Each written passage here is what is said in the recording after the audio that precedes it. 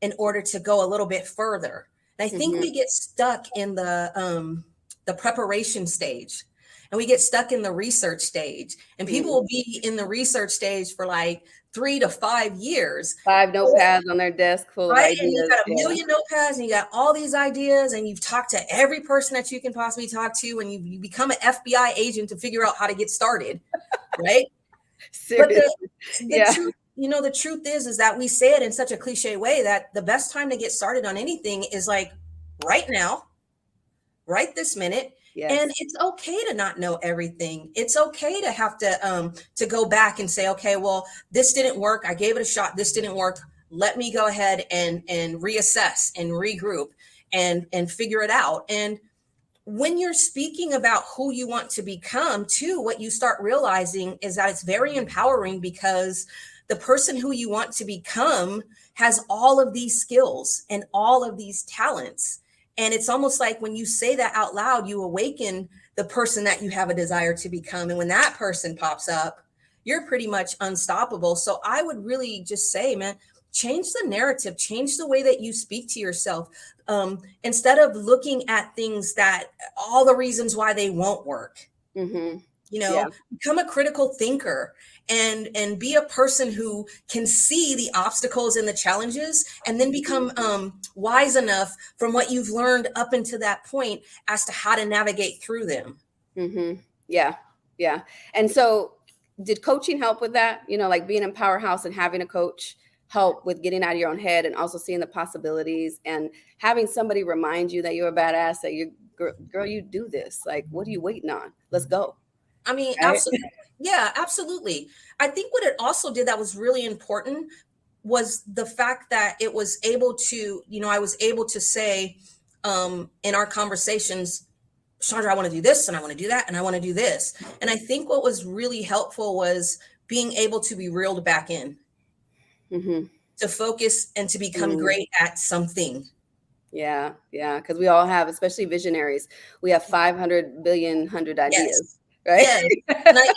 And I really like when we would talk and I would have all those ideas. What I learned is every time I came back to you, it was like, okay, no, let me go back and give out my report on this specific thing that we said we were going to do. And I'm just going to jot down the other ideas that keep popping up, but I'm going to stay the course. And I think that's what was extremely helpful with coaching, is that somebody who has kind of like this ADHD mindset, like I do, where my brain is like literally my brain like is all over the place. Diagnose me right now. I think it was like mine's coming together. But again, one of those things that coaching did for me was that it allowed me to be extremely focused on specific task that became milestones, right? To getting me to where I needed to get to. So I'm a lot more organized just as a businesswoman. Yes. Than I ever was. And then also to be able to have you on the phone and get that last little word of, you got this. Yeah. It kind of aligned with my own affirmation. But as much as we say that we don't need certain things from other people, it is nice to be aligned with someone who wants to see you win just as bad as you want to win. And that was the energy that you and I have had from day one. It's like, I knew that that you wanted me to be as great as I knew I was capable of being. Yeah. I love it. I think that's what I love about coaching, is like, I'm not going to coach you if I don't believe in what you do. Right. And also I'm going to tell you, pick one thing. That's what we're going to work on. But helping you find that one thing that you're good at. Right. And not just do whatever the hell you want to create.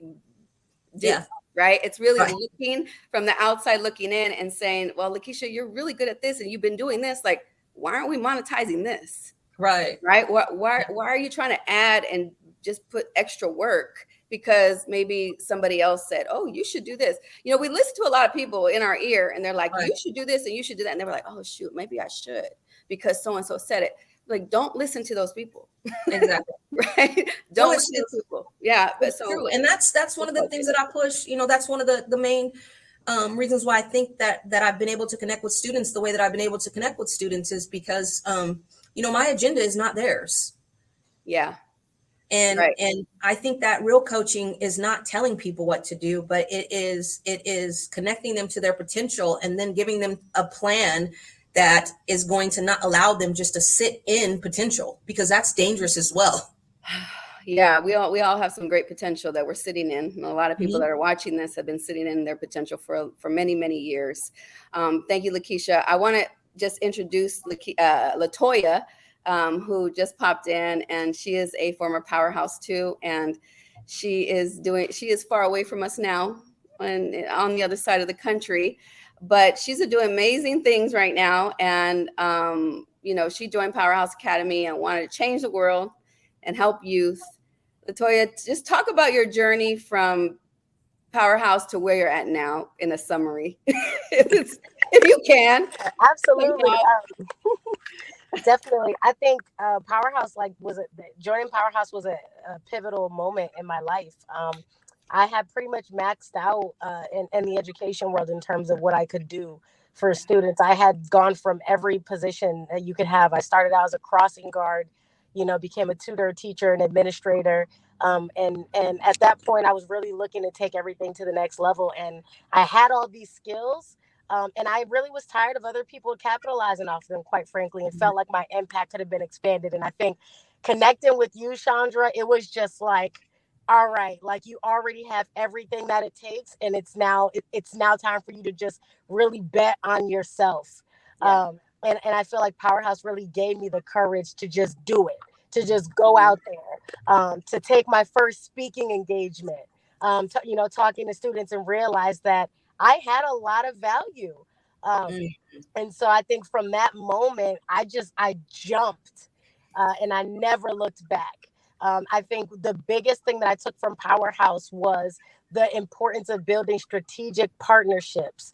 One of the amazing things I feel like, Chandra, you're really good at, and I think it's because you've done it with yourself, is really highlighting to us how much we are our own brand. So when I went into spaces, I showed up as that. Latoya Fernandez is a household name, is a brand. And so I had a hard time asking for money. I mean, Chandra and I will go back and forth on this around what my fees should be. And I was so, because I've been used to just doing things for free, and then in the end, no one wins. It's okay you want to be able to volunteer and do that, but you got to set yourself up right first and be in that position to choose when you want to volunteer. Right. Yeah. And then when someone's a client. And I didn't have that distinction before Powerhouse, so you're giving yourself for free to everybody. I was just giving myself for free. But once I learned that value, your value took off, and I was able to take that movement from being someone who could be impactful in a school to being someone who could be impactful in education spaces, education spaces at large, at the state level, at the federal level. To be able to go into any school, into any space that's impacting education and consult with them. And know that, what I'm bringing forward is gonna support that situation. So I think from then to now, I've just leapt and I've just kept going. I've been flying, and I feel like you just nothing I can't do. There's you nothing just like I can't do. I'm telling you, like seriously, and you're still going. You're still like a skyrocket right now. Because I don't know, what is that background noise? Is that me sounding kind of staticky? No, I hear it's like something's moving. Yeah, I hear it too. Oh, okay. It's not okay. I'm sorry, y'all. No, it's okay. It's okay. I just wanted to see what that just if you're not talking, do mute, and then when you talk, unmute it. Yeah, I'm gonna actually see if. Okay, so like with Latoya, you were also getting ready to you were before you left San Jose, you were preparing to run for city council, right? So you were like ready to go. You had won several awards in the community and like speaking everywhere, programs. Like you were they did an article on you on San Jose Inside. I mean, it was like, oh, she's the next person running for this office. And then you got an opportunity to go to Connecticut, go back home, right? Can you hear me? Yeah. Yeah, you got to go back home. So now you are dominating in Hartford, Connecticut. Tell us your roles now and where you're at. there and what you're doing? Yeah, so I've been home, actually just celebrated 2 years being back home. You know, Oh yeah, my God, I can't believe it. It's been 2 years. that's crazy. And again, with maxing out, I had done what I was supposed to do in California, and I think the reason why I wasn't supposed to see the town council election through was because when it was going to get to that level of change, I needed to come home and do that. And so Yeah, I took yeah. the skills that I learned in California. I came home. I actually started within the juvenile justice system out here, being the restorative justice coordinator in the state of Connecticut, going to every single juvenile detention facility, going to DCF group homes, training staff, working with students and families, serving at the Juvenile Justice Oversight Policy Committee table for the state, and really working on some great reform work there. And then moved on to become the first Chief Diversity, Equity, Inclusion Officer for the city of Norwalk, where I worked alongside the mayor of the city to Wow. advance equity, for all the residents in Norwalk and in City Hall. So I worked literally directly with the mayor, So you and I'm just the have the first dream person. job, what you've always wanted to Love do. it. Like this is the dream Beautiful, position. yes.